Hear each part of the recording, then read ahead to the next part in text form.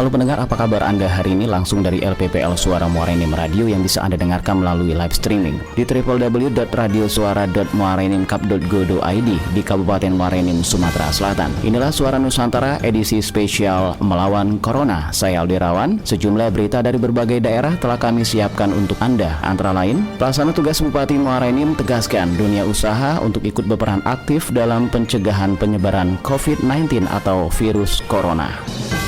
Wisma Diklat BPSDM Kemendagri Bogor jadi tempat karantina pasien COVID-19. Pemkab Sukabumi mulai sterilkan wilayah perbatasan. Kabupaten Banjar mendapatkan kasus pertama positif COVID-19 sejumlah 3 orang. Dan langsung saja kita buka, inilah Suara Nusantara edisi 51. Kita awali berita pertama dari Kabupaten Muara Enim, Sumatera Selatan. Pelaksana Tugas Bupati Muara Enim tegaskan dunia usaha untuk ikut berperan aktif dalam pencegahan penyebaran COVID-19 atau virus Corona. Reporter Andre Taulana dari LPPL Suara Muara Enim Radio akan melaporkan selengkapnya untuk Anda.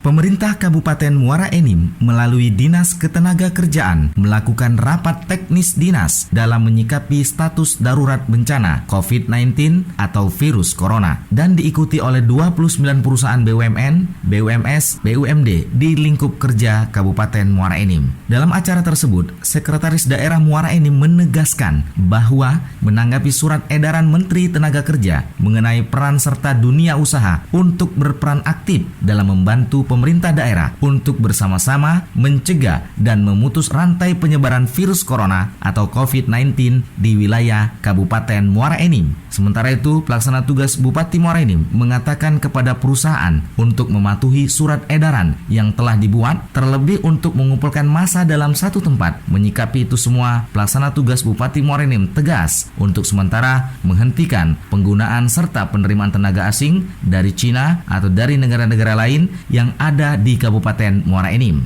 Andre Taulana, Suara Muara Enim Radio untuk Suara Nusantara.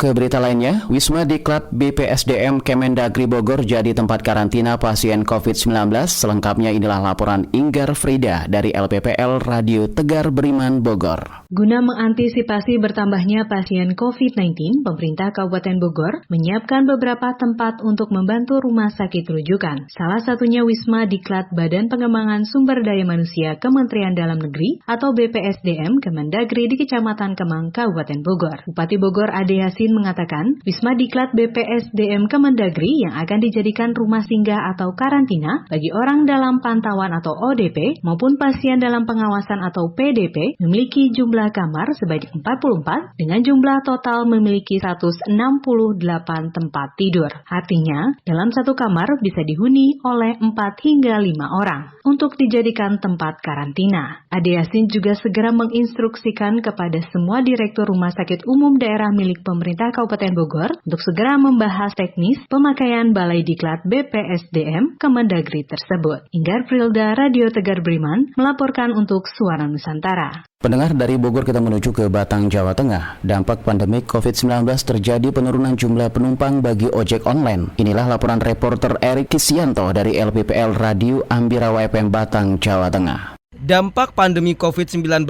di bidang ekonomi ternyata dirasakan pengemudi maupun pengguna jasa ojek online atau ojol. Pasalnya, dengan adanya imbauan dari pemerintah pusat maupun pemerintah daerah mengakibatkan penurunan jumlah penumpang. Namun di sisi lain, fasilitas pesan antar secara daring mengalami peningkatan yang cukup menguntungkan. Salah satu pengemudi ojek online, Faizin, mengatakan pesan antar makanan secara daring sampai saat ini masih mendominasi karena warga banyak berada di rumah dan ingin serba praktis. Jelas pengaruh, Pak. Dalam artian kan mungkin ada kekhawatiran juga dari customer-nya juga, mungkin juga ada ketakutan juga istilah gitu kan. Karena kan jadi sepi gitu, Pak. Omset bagaimana, Mas? Sebelum ada corona berapa? Mungkin 50%, dulu kan anak sekolah juga. Sekarang kan sekolah juga libur, kan jelas pengaruh. Sementara itu, salah satu pengguna fasilitas pesan antar daring, Sofi, menuturkan mewabahnya corona di semua tempat membuat dirinya lebih memilih fasilitas pesan antar secara daring daripada harus keluar rumah. Ya, biar kita ndak keluar, stay di rumah saja. Terus kira-kira dengan adanya corona satu ini gimana, Mbak? Khawatir ya pastinya, takut gitu. Semoga corona ini cepat berlalu. Fasilitas ojek online yang memberikan kemudahan pesan antar barang dan makanan secara daring memberikan kecepatan dan dapat menghindarkan masyarakat dari COVID-19 karena semua kebutuhan tercukupi meskipun berada di dalam rumah serta membuat roda perekonomian di Kabupaten Batang tetap berputar. Eriki Shanto, LPPL Abirawa F Batang.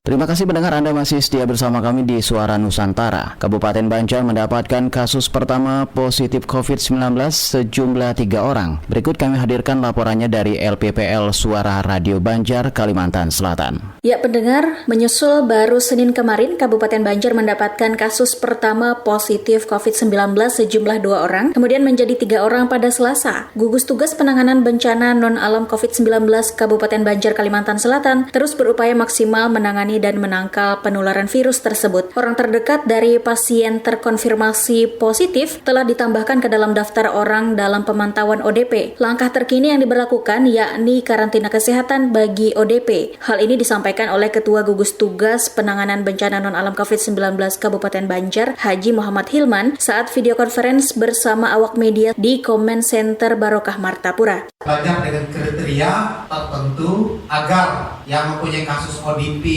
ini pemantauan dan pengawasannya bisa lebih efektif, menghindari penyebaran COVID-19, maka dikarantina di tempat. Kemudian juga ada karantina rumah yang akan dilakukan. Haji Muhammad Hilman menambahkan, sejak awal ditetapkan ODP seluruhnya telah diminta untuk mengikuti imbauan pemerintah untuk di rumah saja. Namun diantaranya ada yang tidak menaati atau kadang masih bepergian. ODP yang tidak taat imbauan inilah yang akan dikarantina terpusat, beserta ODP yang tidak mampu dari sisi ekonomi. Karantina terpusat dilakukan di Guest House Sultan Sulaiman dan Balai Diklat Badan Kepegawaian Daerah BKD Kabupaten Banjar. Selebihnya tetap melakukan karantina mandiri. Destiny Aziza, LPPL Radio Suara Banjar, Kabupaten Banjar, Kalimantan Selatan, untuk Suara Nusantara.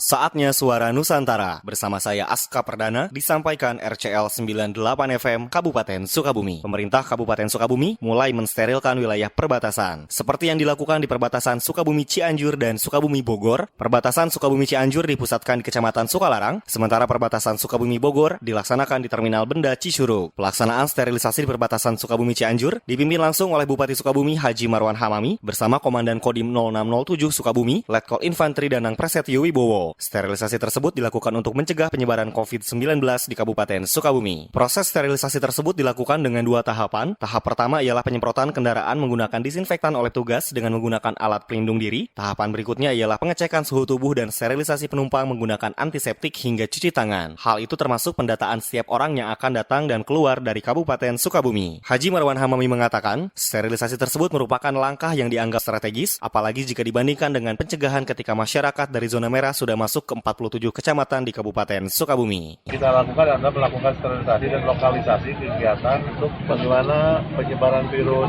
COVID-19 ini bisa kita cegah sehingga dampaknya tidak terlalu terasa oleh masyarakat, karena dari 2-3 hari ini akibat masuknya penduduk Kabupaten Sukabumi yang kerja di luar daerah, yang terutama daerah-daerah yang sudah zona merah, ini memberi percepatan angka ODP. Demikian Suara Nusantara disampaikan oleh RCL 98 FM Kabupaten Sukabumi. Kita ke kabar lainnya, pemerintah Kabupaten Jembrana bersama melakukan penyemprotan disinfektan. Satgas Penanggulangan COVID-19 Kabupaten Jembrana, Gabungan Pemerintah Daerah Kabupaten Jembrana, Polres Jembrana, dan Kodim 1617 Jembrana dalam upaya penanggulangan COVID-19 melakukan penyemprotan disinfektan dengan menggunakan mobil armored water cannon di sejumlah ruas jalan di Kabupaten Jembrana. Penyemprotan disinfektan dimulai dari kantor Bupati Jembrana melalui jalur Tegal Asih menuju Pasar Jembrana, dilanjutkan ke Jalan Ngurah Rai, kawasan pertokoan Pasar Umum Negara, Pasar Ijo Gading, Pasar Lalateng, Pasar Banjar Tengah, dan berakhir di Gedung Kesenian Insinyur Soekarno. Selain penyemprotan disinfektan, juga memberikan himbauan kepada masyarakat tentang kepatuhan terhadap kebijakan pemerintah dalam penanganan penyebaran virus corona. Untuk sementara waktu, waktu agar tidak mengadakan kegiatan sosial kemasyarakatan yang menyebabkan berkumpulnya massa dalam jumlah banyak. Tetap tenang dan tidak panik, serta lebih meningkatkan kewaspadaan di lingkungan masing-masing dengan selalu mengikuti informasi dan himbauan resmi yang dikeluarkan oleh pemerintah. Mukhtarifah, Radio Ananta Praja Suara, LPPL Kabupaten Jemberana. Pendengar dari Jemberana, Bali, saatnya kami ajak menuju ke Banyuasin, Sumatera Selatan. Saudara pendengar, menyikapi meningkatnya penyebaran coronavirus disease 2019 atau COVID-19 di dunia dan telah ditetapkan sebagai bencana nasional non-alam oleh Presiden Republik Indonesia, maka Bupati Banyuasin Askolani memberlakukan sistem bekerja dari rumah atau work from home atau WFA bagi aparatur sipil negara dan tenaga harian lepas di lingkup Pemkab Banyuasin. Pemberlakuan ini tertuang dalam Surat Edaran Bupati Banyuasin nomor 20002099-BKPSDM-2020 tentang penyesuaian sistem kerja ASN dan THL dalam upaya pencegahan penyebaran COVID-19 di lingkungan Pemkab Banyuasin. Askolani mengatakan surat edaran Bupati Banyuasin itu sesuai dengan Surat Edaran Menteri Pendayagunaan Aparatur Negara dan Reformasi Birokrasi nomor 19 tahun 2020 tentang penyesuaian sistem kerja ASN dalam upaya pencegahan penyebaran COVID-19 dan Surat Edaran Gubernur Sumatera Selatan nomor 1061/BKD.1/2020 dalam upaya pencegahan COVID-19 di lingkungan pemerintah Provinsi Sumatera Selatan. Dalam surat edaran itu dijelaskan bahwa sistem WFA berlaku 30 Maret sampai dengan 8 April 2020, namun bagi pejabat struktural maupun pejabat strategis setiap perangkat daerah baik yang memberikan pelayanan langsung maupun tidak langsung kepada masyarakat tetap menjalankan tugas di kantor atau work at office, dan juga dalam surat ini ditegaskan tidak ada ASN yang melakukan perjalanan dinas tanpa seizin Bupati. Ima Abdullah melaporkan dari LPPL Radio Suara Banyuasin untuk Suara Nusantara. Ke kabar lainnya, akibat wabah corona, Bupati Merangin liburkan sekolah dan bentuk tim Satgas Corona. Selengkapnya akan disampaikan Rizky Ayulisa dari LPPL Merangin FM Jambi. Bupati Merangin Alharis Haye itu meliburkan sekolah di Kabupaten Merangin sejak 16 Maret 2020. Selanjutnya membentuk tim Satgas Corona tingkat Kabupaten Merangin hingga melakukan pemantauan terhadap orang atau tamu di Kabupaten Merangin, serta menyiapkan fasilitas kesehatan dan mengajak masyarakat doa bersama di Kabupaten Merangin agar terhindar dari virus corona. Bupati Merangin Dr. Haji Alharis SSMH mengatakan agar mewaspadai penularan virus corona melalui tamu-tamu yang datang ke Merangin,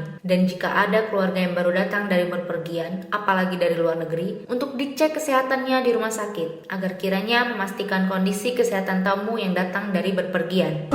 Saya mengajak warga masyarakat Merangin agar menyikapi terjadinya virus corona yang semakin hari semakin membahayakan masyarakat. Pertama, himbauan saya adalah agar kiranya masyarakat memastikan bahwa setiap tamu-tamu yang datang ke Merangin agar mereka diawasi. Bahkan juga agar sejumlah objek wisata di Kabupaten Merangin untuk sementara ditutup dan warga Merangin untuk sementara waktu tidak banyak keluar rumah dan dianjurkan untuk memakan makanan yang sehat dan bergizi serta meminum vitamin agar virus tersebut susah masuk ke dalam tubuh. Juga tidak melakukan kunjungan keluar daerah karena dikhawatirkan berintegrasi dengan masyarakat lain. Bupati Merangin juga menginstruksikan kepada Dinas Kesehatan untuk membagikan masker ke pasar-pasar dan pertokoan, lokasi bongkar muat untuk menghindari terjadinya penyebaran virus corona. Demikian laporan Rizky Ayulisa dari LPPL Merangin FM Jambi untuk Suara Nusantara.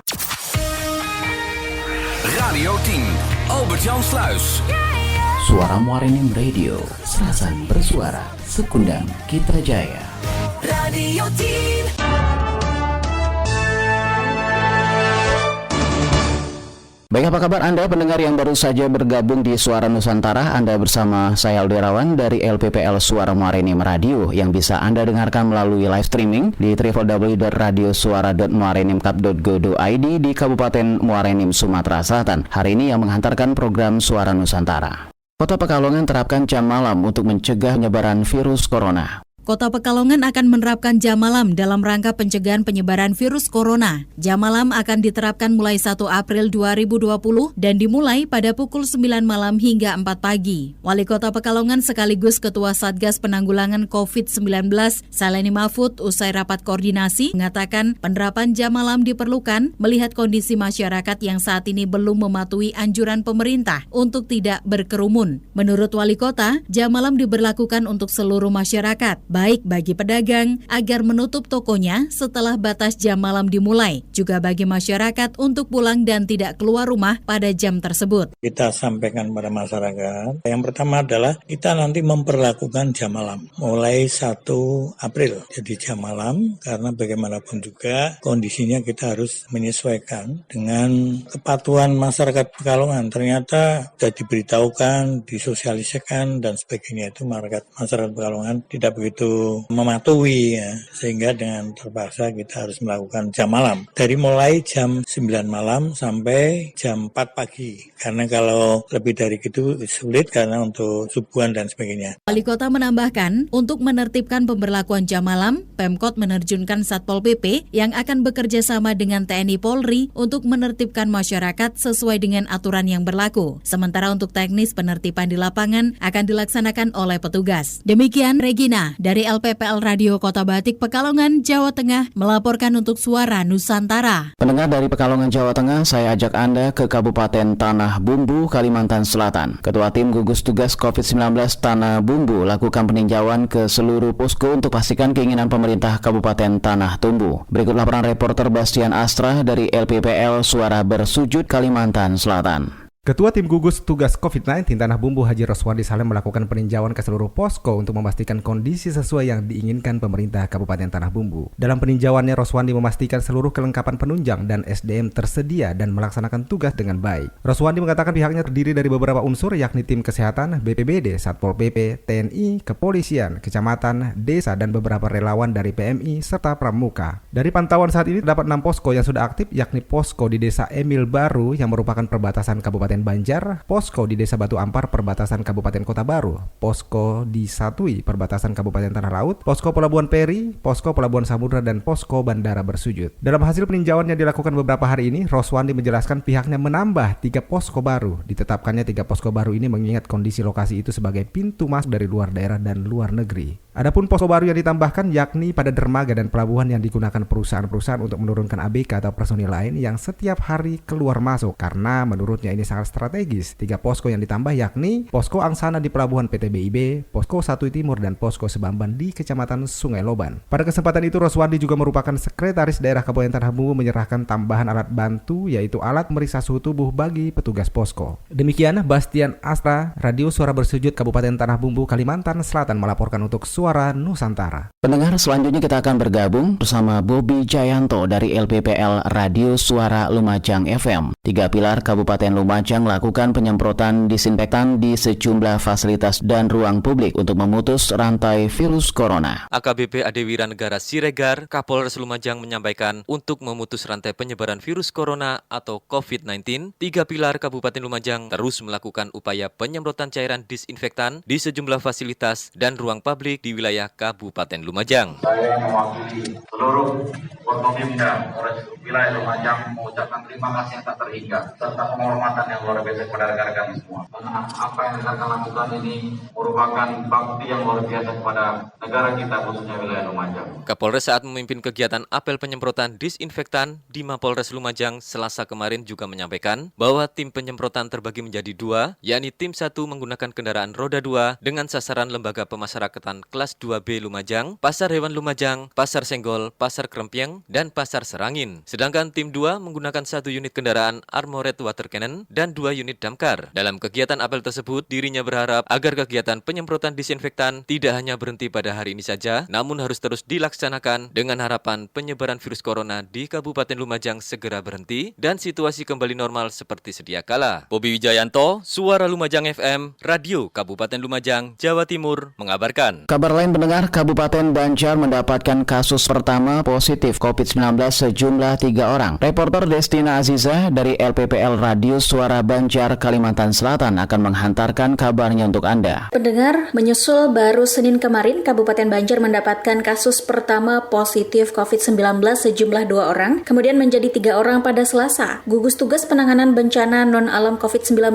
Kabupaten Banjar, Kalimantan Selatan terus berupaya maksimal menangani dan menangkal penularan virus tersebut. Orang terdekat dari pasien terkonfirmasi positif telah ditambahkan ke dalam daftar orang dalam pemantauan ODP. Langkah terkini yang diberlakukan yakni karantina kesehatan bagi ODP. Hal ini disampaikan oleh Ketua Gugus Tugas Penanganan Bencana Non-Alam COVID-19 Kabupaten Banjar, Haji Muhammad Hilman, saat video conference bersama awak media Selasa sore di Comment Center Barokah Martapura. Muhammad Hilman menuturkan karantina kesehatan bagi ODP ini terbagi 2, yakni karantina mandiri di rumah dan karantina di tempat tertentu atau terpusat. Ada 2 yang dilakukan bagi masyarakat Kabupaten Banjar dengan kriteria tertentu agar yang mempunyai kasus ODP ini pemantauan dan pengawasannya bisa lebih efektif dan efisien dalam rangka menghindari penyebaran COVID-19, maka di tempat. Kemudian juga ada karantina rumah yang akan dilakukan. Haji Muhammad Hilman menambahkan, sejak awal ditetapkan ODP seluruhnya telah diminta untuk mengikuti imbauan pemerintah untuk di rumah saja. Namun diantaranya ada yang tidak menaati atau kadang masih bepergian. ODP yang tidak taat imbauan inilah yang akan dikarantina terpusat beserta ODP yang tidak mampu dari sisi ekonomi. Destiny Aziza, LPPL Radio Suara Banjar, Kabupaten Banjar, Kalimantan Selatan untuk Suara Nusantara. Baik pendengar, kita lanjutkan ke kabar lainnya hari ini. Dalam rangka penanganan COVID-19, Dewan Masjid Indonesia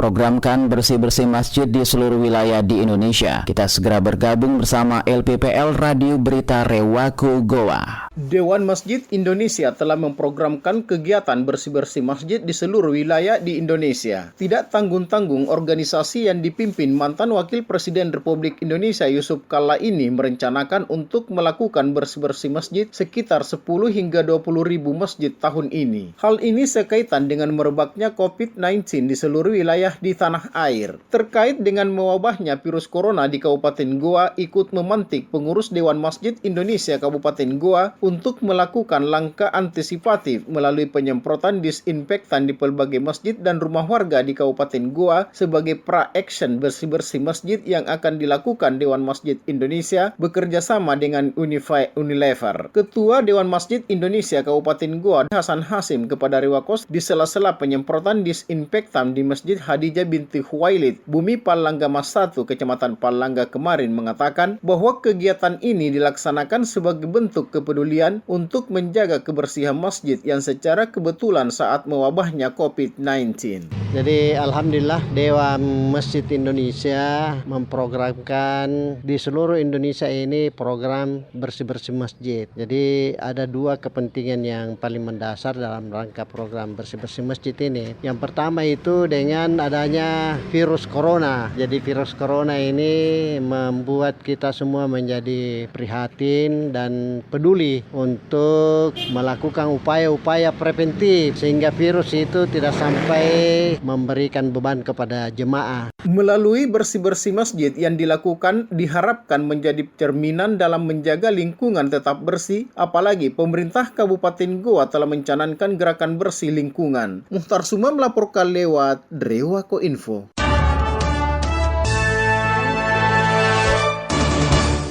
Demi mengurangi kontak fisik terhadap penyebaran corona, Disduk Capil Oku Timur berlakukan pelayanan kepengurusan dokumen kependudukan masyarakat melalui secara online. Inilah laporan LPPL Radio BKM Oku Timur, Sumatera Selatan. Dinas Pendudukan Disduk Capil Oku Timur, Provinsi Sumatera Selatan akan memberlakukan pelayanan pengurusan dokumen kependudukan masyarakat melalui secara online. Pemanfaatan teknologi seperti media sosial rencana bisa dilakukan melalui WhatsApp yang diharapkan dapat mengurangi penyebaran penyebaran dan risiko penularan terjadinya virus corona atau COVID-19. Selama ini sudah memberlakukan pelayanan langsung, namun demi mengurangi kontak fisik dan kerumunan masyarakat serta hindari penyebaran virus corona, hal ini dikatakan Kepala Dinas Disdukcapil Haji Sutikman SPD saat dikonfirmasi. Bagi saudara-saudara kita masyarakat Oku Timur, karena kepentingan khusus untuk berobat, untuk yang lain-lain, baik untuk penerima sekolah, TNI Polri, BPJS, silakan manfaatkan menggunakan layanan online. Kalau belangko tidak ada masalah, semua cukup. Kita mengajak kepada masyarakat yang belum mendesak agar menunda kepengurusannya demi kebaikan bersama. Bagi yang mendesak silakan. Sutikman juga mengakui rencana tujuannya adalah agar kita sama-sama mencegah meluasnya wabah penyebaran virus corona dan kita bersama berjuang melawannya sehingga penyebarannya tidak meluas di wilayah ini. Dari Oku Timur, Sumatera Selatan, Joni Ariandi melaporkan. Dari Oku Timur, Sumatera Selatan, saatnya menuju ke Bandung, Jawa Barat. Pendengar Suara Nusantara, pandemi COVID-19, 23.000 paket sembako senilai 4,6 miliar rupiah siap didistribusikan ke keluarga miskin di Kota Bandung. Kami ajak Anda untuk bergabung bersama LPPL Radio Sonata Kota Bandung, Jawa Barat. Wali Kota Bandung, Odet M. Daniel bersama Forum Bandung Sehat menggalang bantuan dari perusahaan dan instansi swasta berupa paket sembako yang akan dibagikan kepada keluarga miskin dan sangat miskin di Kota Bandung. Dalam terkumpul 23.000 paket sembako senilai 4,6 miliar rupiah. Odet sendiri selaku Wali Kota Bandung menjelaskan ada banyak warga miskin yang penghasilannya berkurang karena tidak bekerja selama pandemi COVID-19 ini. Mereka adalah sasaran utama pemberian bantuan ini. Penyaluran bantuan berupa bahan pokok ini pun akan terus berlangsung selama 3 bulan ke depan. Odet sendiri meminta para pengusaha untuk terus membantu warga miskin di Kota Bandung. Kendati akan ada bantuan dari pemerintah pusat, Odet memastikan bahwa bantuan ini tidak akan tumpang tindih. Publik yang ia sasar adalah mereka yang tidak tercantum pada daftar pembagian bantuan dari pemerintah pusat. Sementara itu, Ketua Forum Bandung Sehat Siti Muntama Odet menuturkan, kecamatan yang akan mendistribusikan bantuan ini, ia pun memastikan tidak akan ada warga yang berkerumun karena pembagian akan diberikan langsung ke rumah-rumah. Berikut informasi yang dapat kami sampaikan bersama saya Haris Bram dari Radio Sonata Kota Bandung. Terima kasih bagi Anda yang setia bersama Suara Nusantara untuk edisi kali ini. Informasi selanjutnya kita akan dengarkan laporan dari Radio Tungtung Pandang, Kabupaten Tanah Laut, Laihari, Kalimantan Selatan. Pada kesempatan di sela-sela rapat koordinasi tim pengendali inflasi daerah TPID Senin kemarin, Bupati Tanah Laut Haji Sukamta mengisyaratkan pasar Ramadan dari pemerintah kabupaten akan ditiadakan tahun ini. Hal ini tentu tak lepas dari ancaman penyebaran COVID-19 yang kini jadi ancaman seluruh daerah di belahan bumi manapun. Bupati bersama Satgas Penanggulangan COVID-19 meyakini usaha yang paling mungkin dilakukan sekarang adalah tetap menjaga kebersihan diri, menjaga jarak dengan lawan bicara, mengurangi kontak fisik, menerapkan etika batuk, menghindari kerumunan massa dan tidak melakukan perjalanan keluar daerah. Gotong royong harus diterapkan dalam mewujudkan tanah laut yang aman dari COVID-19. Bupati pun mengingatkan para ASN beserta seluruh pejabat di lingkup pemerintah Kabupaten Tanah Laut untuk berhati-hati dalam mengeluarkan pernyataan khusus di situasi tanggap darurat seperti saat ini. Usai rakor, Bupati pun menghimbau bagi masyarakat yang ingin berjualan pada suasana Ramadan nanti akan berjualan di tempatnya masing-masing, tidak berkumpul seperti pasar Ramadan sebelumnya, mengingat masih diberlakukannya aturan untuk tidak menggelar acara yang mengundang banyak massa. Hal ini harus dipatuhi dalam rangka memutus mata rantai penyebaran COVID-19 yang mengancam kita semua. Bupati Tanah Laut Haji Sukamta dalam keterangan persnya mengungkapkan upaya pencegahan ini adalah upaya yang akan terus dilakukan. Hari ini kita semprot secara massal sebagai inisiatif dari Forkompimda kita bahwa ini usaha yang terus akan kita lakukan. Mudah-mudahan Tanah Laut tidak terjangkit virus COVID-19. Ini usaha kita bersama. Dan kita juga mengimbau sampai ke tingkat desa. Pemerintah desa tolong juga kerahkan segenap kemampuan di Satgas Desa, Satgas Kecamatan, ini dari Satgas Kabupaten. Kita bersama-sama untuk melakukan penyemprotan seperti ini. Tujuannya adalah memutus mata rantai perkembangan virus COVID-19. Tion Juri, RPA Tunduk FM, Kabupaten Tanah Laut melaporkan.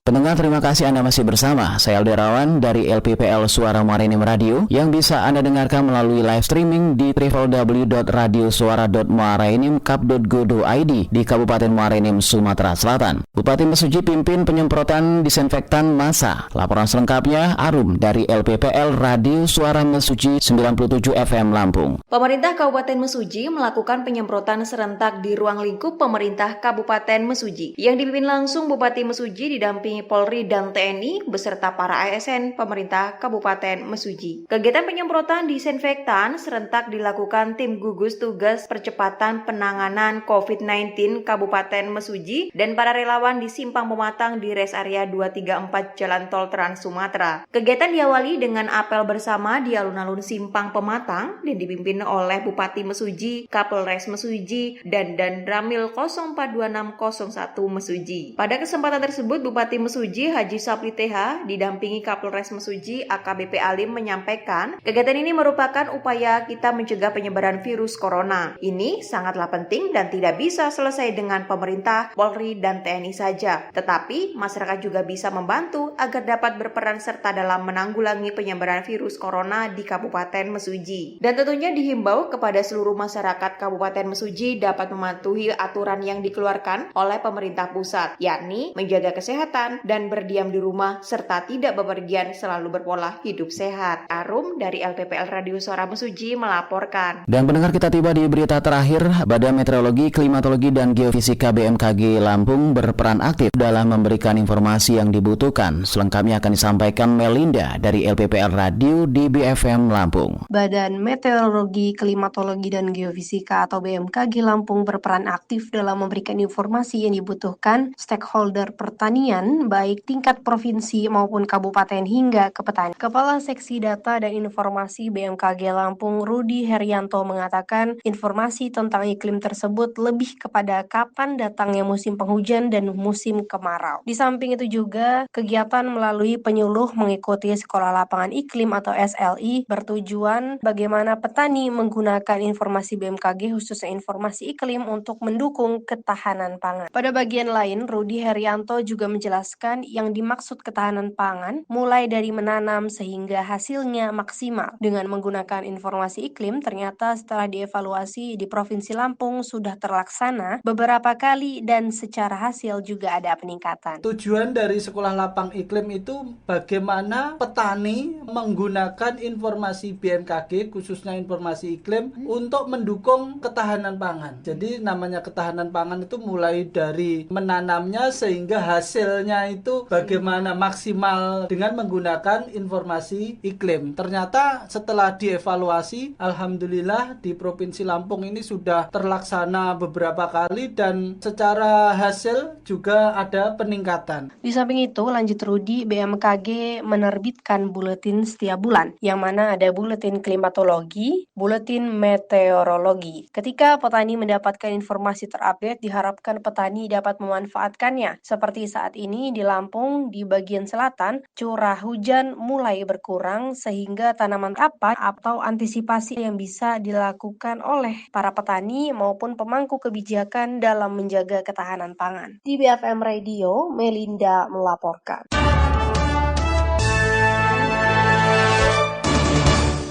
Baik, kabar ini sekaligus menjadi kabar terakhir perjumpaan kita di Suara Nusantara untuk edisi kali ini. Saya Aldi Rawan dari LPPL Suara Muarinim Radio yang bisa Anda dengarkan melalui live streaming di www.radiosuara.muarinimkap.go.id di Kabupaten Muarinim, Sumatera Selatan. Mengucapkan terima kasih kebersamaannya. Sampai jumpa dan Radio 1 Suara Berjuta Telinga. Asosiasi LPPL Radio dan TV, media publik pemersatu bangsa. Asosiasi LPPL Radio dan TV menuju Indonesia Jaya. Radio 10, Albert-Jan Sluis. Suara Muarinim Radio, Serasan bersuara, Sekundang Kita Jaya. Radio 10. Suara Muarinim Radio. Suara Muarinim Radio bisa Anda dengarkan melalui www.muarinimkap.go.id.